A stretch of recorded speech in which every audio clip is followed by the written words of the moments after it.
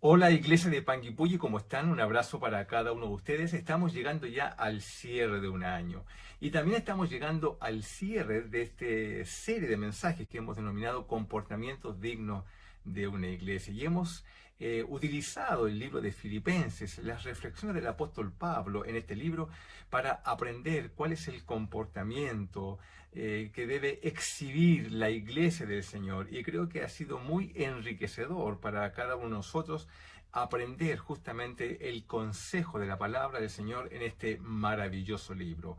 Hoy día, ya para cerrar todo este proceso, vamos a hablar sobre un aspecto que estoy seguro que va a tocar nuestro corazón porque debe significar, ¿no?, la distinción, lo que distingue a la iglesia del Señor. Terminamos esta serie entonces con una de las más hermosas expresiones que debería caracterizar a una iglesia. Es la expresión del contentamiento. ¿Ah? ¿Qué es el contentamiento? Bueno, podríamos definirlo como aquella disposición de espíritu, de sujetarse tranquila y reposadamente a las disposiciones de Dios para cada situación y circunstancia en la cual vivimos.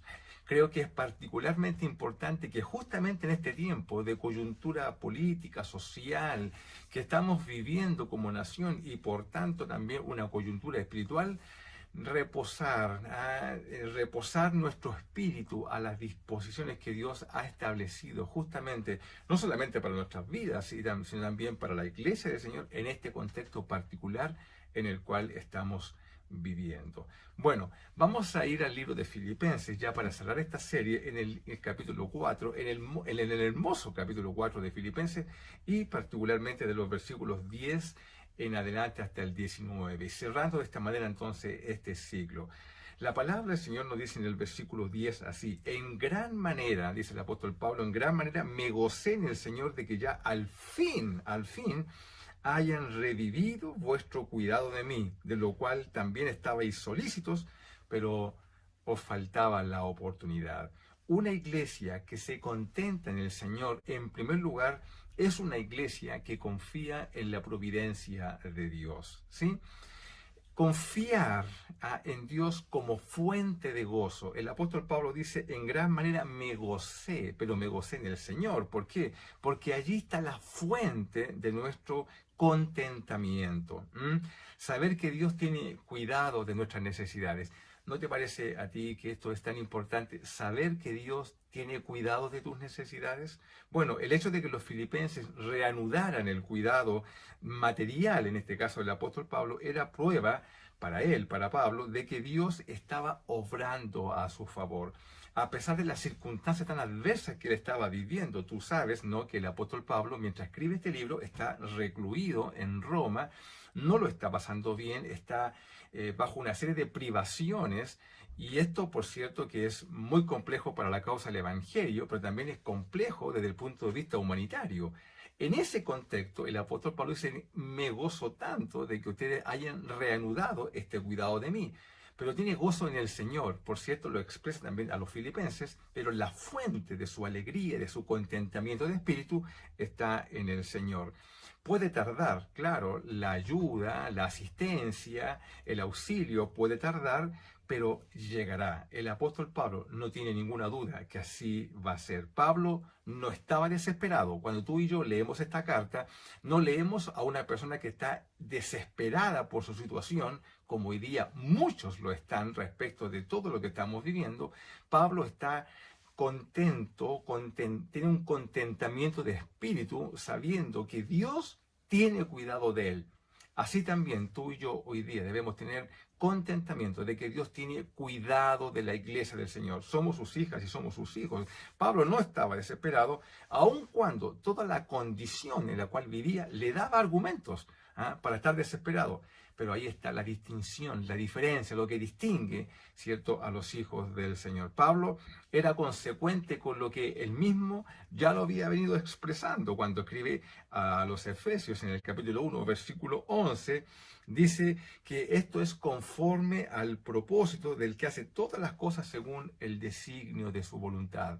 El apóstol sabe que está en la voluntad de Dios Qué importante es esto, hermano, ¿no? Saber que estás en la voluntad de Dios. Y si estás en la voluntad de Dios, bueno, Dios tiene control sobre las circunstancias y eso permite que estemos reposados sabiendo de que Dios tiene cuidado de nosotros. Así también lo expresó a los romanos, ¿no? En el capítulo 8, en el versículo 28, cuando él dice así, y sabemos, mira, sabemos, lo sé por experiencia, dice el apóstol Pablo, que a los que aman a Dios, todas las cosas ayudan a bien, no a cualquier persona, a los que aman a Dios, a los que entienden que viven bajo la voluntad de Dios, tienen esa convicción de espíritu conforme, ¿cierto?, a cómo se va expresando la vida.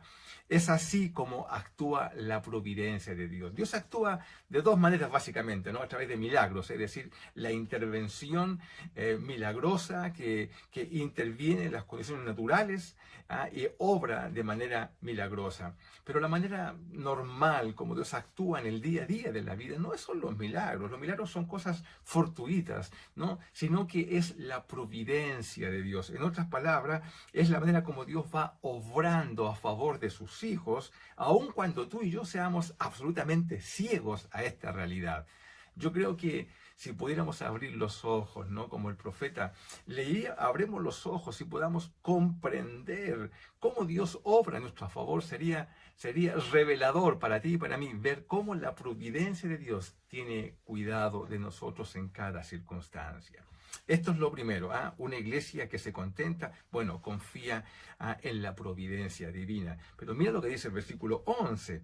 Dice, no lo digo porque tenga escasez, pues he aprendido a contentarme cualquiera sea mi situación. En otras palabras, una iglesia que se contenta en el Señor es una iglesia que se complace, escucha bien, con lo poco. Se complace en la austeridad.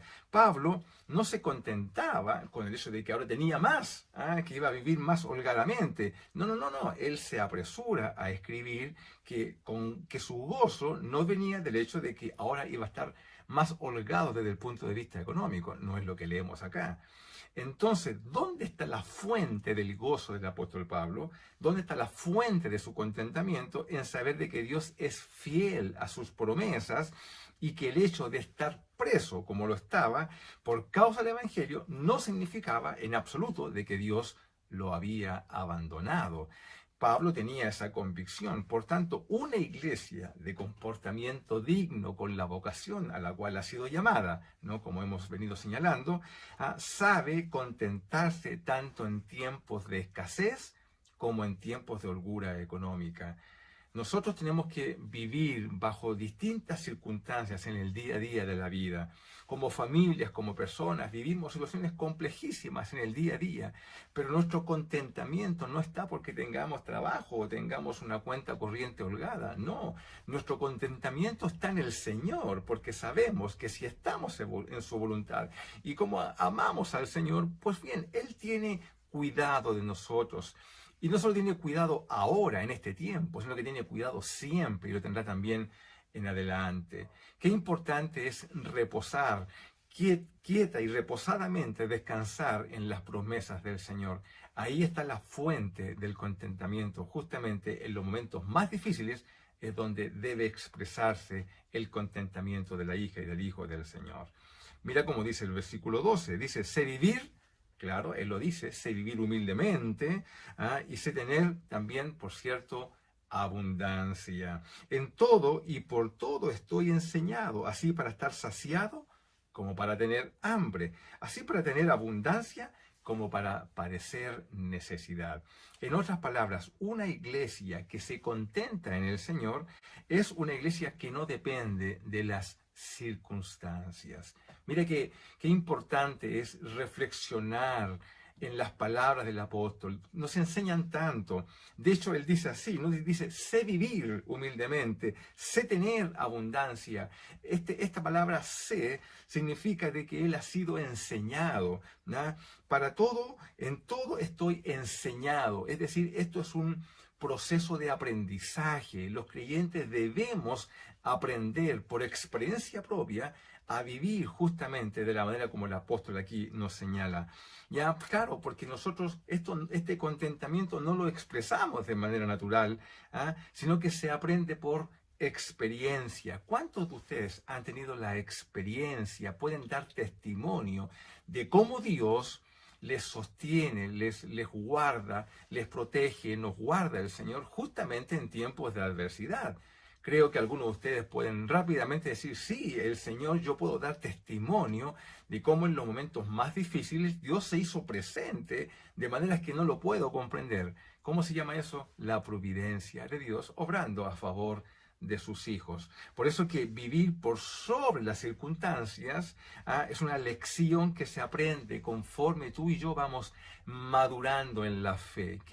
Qué tremendo es esto, ¿no? Porque el caminar del creyente es un caminar, es un proceso de aprendizaje donde distintas lecciones vamos recibiendo en el andar de la vida y vamos recibiendo, ¿qué cosa? El cuidado de Dios. Y vamos acumulando experiencias que nos van mostrando de que Dios tiene cuidado de nosotros.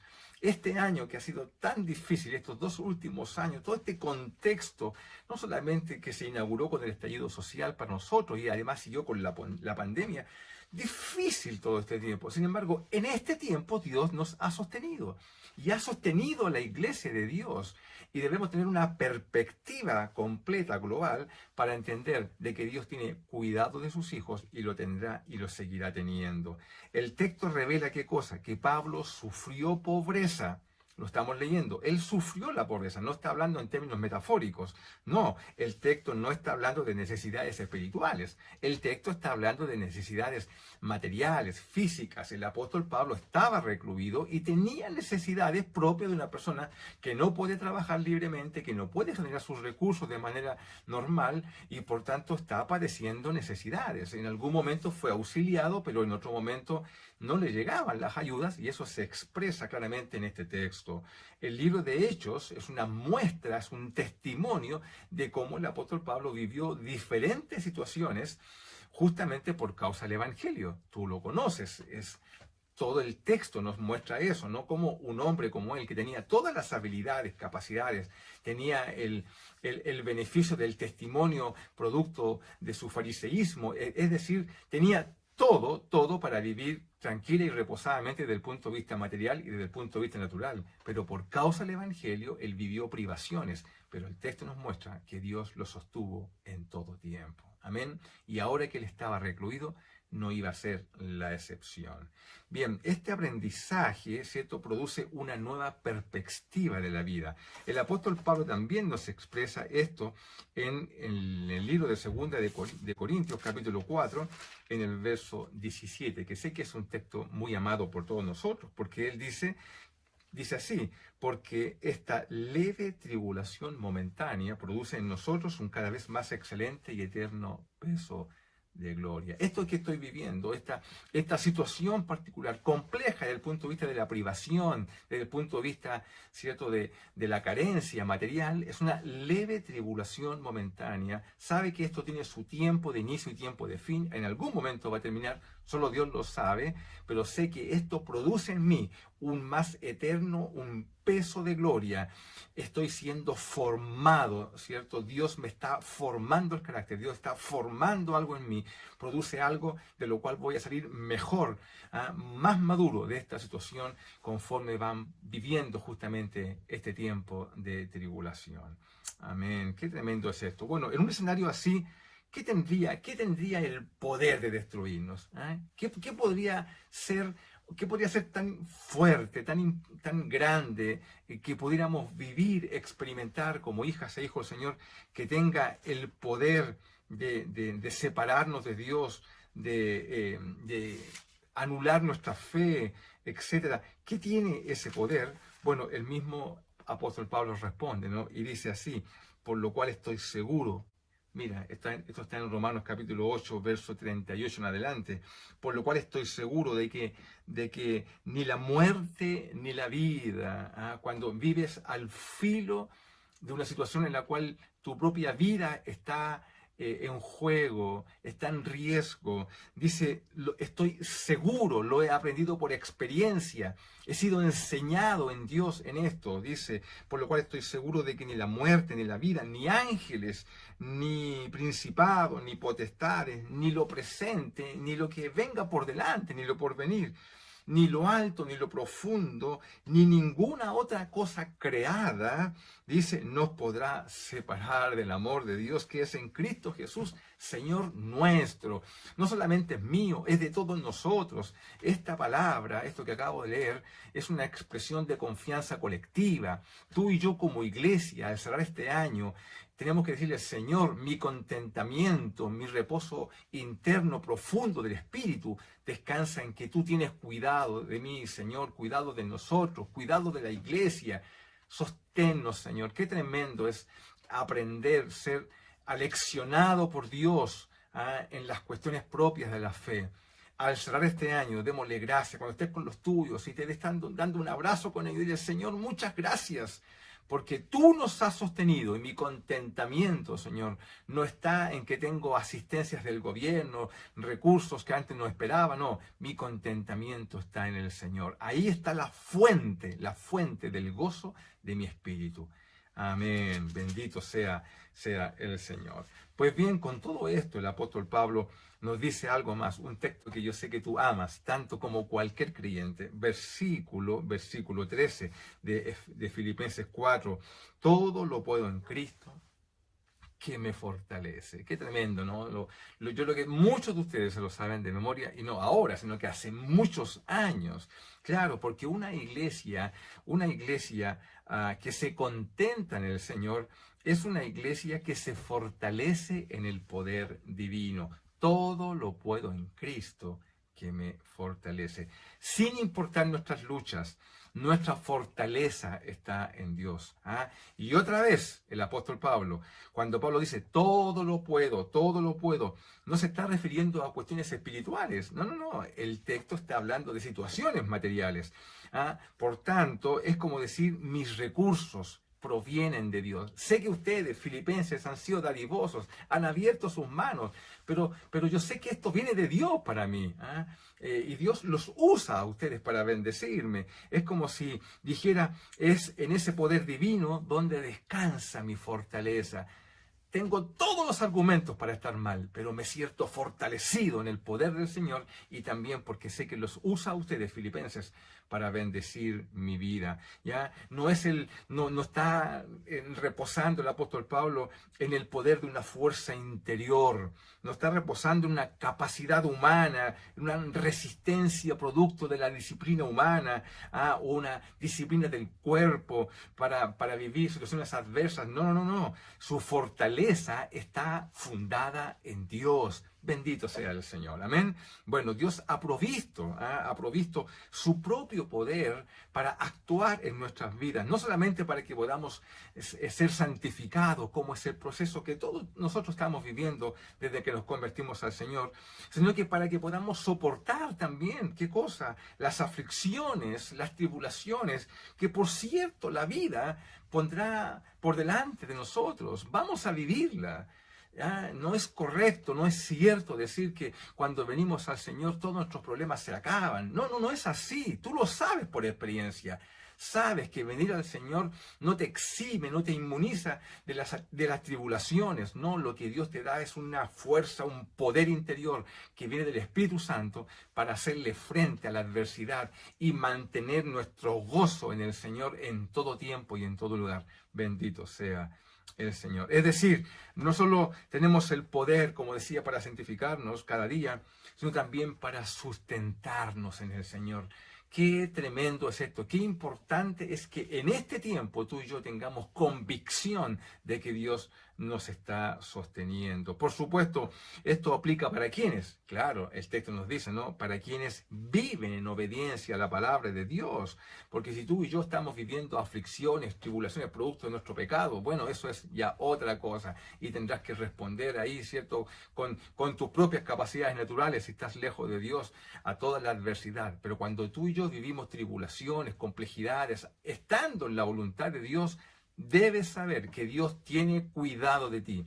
Y el hecho de que el apóstol Pablo esté escribiendo esta carta particularmente desde una mazmorra, desde una situación compleja de reclusión, bueno, nos dice que el gozo está puesto en el Señor. Dios es la fortaleza, ya, que nos permite seguir caminando en la vida.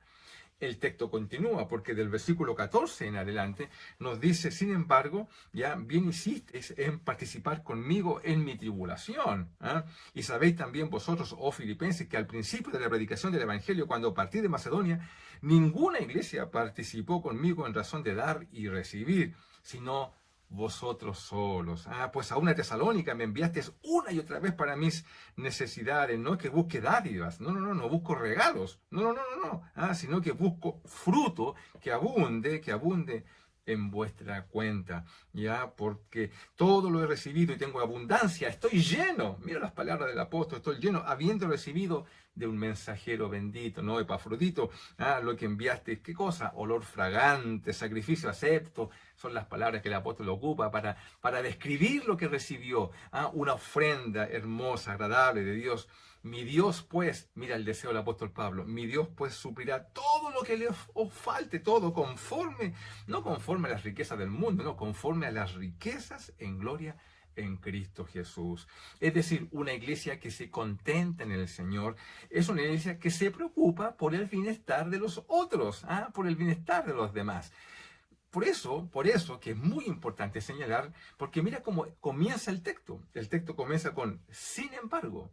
Es decir, si Pablo hubiese terminado aquí su carta y no hubiese expresado este último pensamiento, nos hubiese privado de un pensamiento que está en toda la palabra del Señor, ya que es que primero hubiera dejado la impresión de que él no tenía necesidad. Si él deja la carta aquí, gracias por mandarme lo que me mandaron, pero en realidad no tengo necesidad. No, pero Pablo sí la tenía y tenía mucha necesidad, y los textos que acabo de leer reflejan, desnudan esa cruda realidad en la cual él estaba viviendo.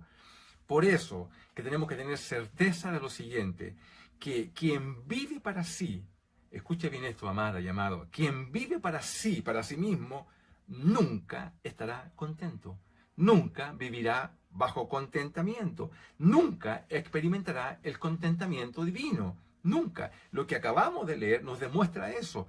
Solo la generosidad y quienes viven anteponiendo el bienestar de los demás a su propio bienestar, al suyo propio, podríamos decir, solamente ellos podrán experimentar el verdadero contentamiento divino. Y Pablo tiene estas palabras para los filipenses. Jesús los demostró con su ejemplo. Porque si Jesús hubiese antepuesto su propio interés, bueno, él no habría dejado el cielo como cosa que aferrarse, ¿cierto? Sino que vino a sacrificarse por nosotros, anteponiendo justamente la necesidad del mundo a su propio derecho de estar bien, de tener holgura, etcétera. El pensamiento nos dice de que el verdadero contentamiento de una iglesia se expresa justamente en la generosidad, en la dadivosidad y en la preocupación por el bienestar de otros, de otras personas. ¿Ya? Mira, ¿cuál es la enseñanza aquí? La enseñanza es que quien más bendice, ¿cierto? En el dar, bueno, es quien más recibe. Mira cómo es el Señor, ¿no? Qué tremenda enseñanza. El gozo de Pablo no estaba en lo que él había recibido, no estaba en eso, sino que él estaba, no lo que él había recibido de los filipenses, sino que en la oportunidad que él les demuestra a ellos que habían tenido la oportunidad de bendecir. Aquí tengo un ejemplo personal, tengo un minuto para contarlo. Hace muchos años atrás yo tuve la bendición de ir a una iglesia, era un joven aprendiz de pastor, muchos años atrás, y fui a una iglesia muy pequeñita, no había más de 7, 8 hermanos, a predicar la palabra del Señor. Y yo prediqué, yo ya trabajaba, estaba ejerciendo mi profesión, y por tanto, joven, soltero, con trabajo, un buen trabajo, no tenía necesidad económica. Entonces yo fui a predicar a esa iglesia, y cuando terminó de predicar, bueno, la iglesia, un hermano se acercó y me dijo, hermano, reciba esta ofrenda. Y yo le dije, hermana, no se preocupe, yo no tengo necesidad, pero recíbala, es una manera de bendecirlo. No, gracias, hermana, no se preocupe, mire, la recibo, pero se la devuelvo como una ofrenda para la iglesia. Dios le bendiga, pero no se preocupe, yo no tengo necesidad. Gracias, hermana. Bueno, yo regresé a mi iglesia y hablé con mi pastor. Y le dije, pastor, bueno, le conté esta situación. Y él me tomó su mano así y me hizo así. Y me dijo, obviamente fue un gesto, y me dijo, Iván, no hagas eso, me dijo, no le prives a los hermanos, a la iglesia, la bendición de bendecir.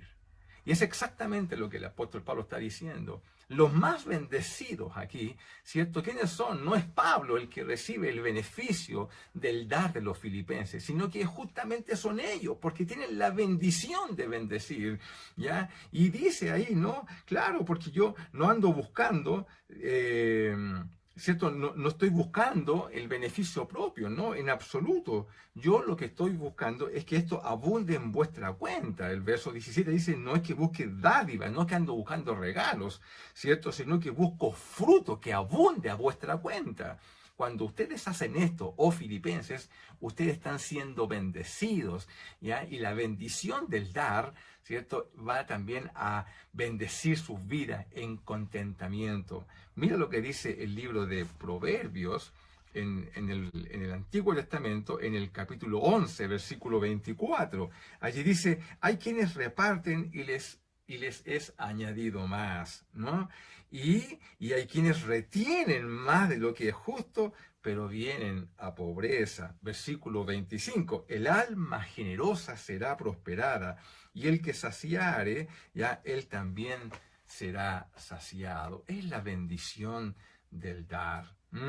Quienes más son bendecidos son justamente aquellos que se preocupan por el bienestar de los demás con manos abiertas. Por eso que la iglesia que se contenta en el Señor es la iglesia que se preocupa, como decía, por el bienestar de los demás. La sentencia final de Pablo ya es que Dios no es deudor de quienes bendicen. Así dice el versículo 19, mi Dios pues suplirá todo lo que os falte conforme a las riquezas en gloria en Cristo Jesús. ¿Ah? Es decir, Dios no es deudor de nadie. Bendito sea el Señor, ¿no? El alcance de esta bendición no se reduce, por cierto, a las cosas materiales, sino que a las riquezas en gloria en Cristo Jesús. No estamos pensando en el dinero, estamos pensando en las abundantes riquezas que nuestro Señor tiene para nosotros en propósito, en bendición, ¿cierto? En sentido de vida, en tranquilidad, en reposo, en disfrutar el perdón, en las relaciones. Bendito sea todo este tremendo, tremendo arsenal de bendición que Dios tiene para nuestras vidas. Bueno, con este mensaje estamos cerrando no solamente un año, como decía, sino que estamos cerrando este ciclo en el cual hemos querido compartir sobre cómo es el comportamiento, cómo debería ser el comportamiento de una iglesia. El apóstol Pablo, ya cerrando, espera que los filipenses se comporten como es digno del evangelio en Cristo Jesús. Como dice en Efesios, que es la carta paralela, ¿no? Dice, como es digno de la vocación con la cual ustedes han sido llamados.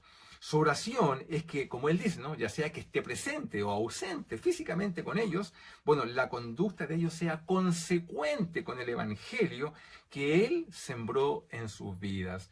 Ustedes son tierra que ha sido sembrado el evangelio, iglesia de Panguipulli. Es decir, de acuerdo a qué cosas, que se comporten de acuerdo a la verdad revelada. Esta consecuencia hace la diferencia entre un creyente y otro. Es lo que hace la diferencia entre una iglesia y otra. La pregunta para cerrar entonces es, ¿nuestra iglesia, tu iglesia, Panguipulli, es una iglesia que vive y expresa el evangelio que predica? Dios nos ampare, Dios nos guarde, Dios nos bendiga, nos impulse y nos haga entender que el contentamiento, nuestro contentamiento, está en Cristo Jesús. Oramos. Padre, gracias por este tiempo de cierre. Oramos para que toda la enseñanza de este maravilloso libro, Señor, pueda ser como una semilla en nuestro corazón, en el corazón de la iglesia, y podamos vivir conforme al evangelio al cual hemos sido llamados. Oramos en el nombre de Jesús. Amén. Iglesia, que tengan un bendecido fin de año. Dios les bendiga. Amén.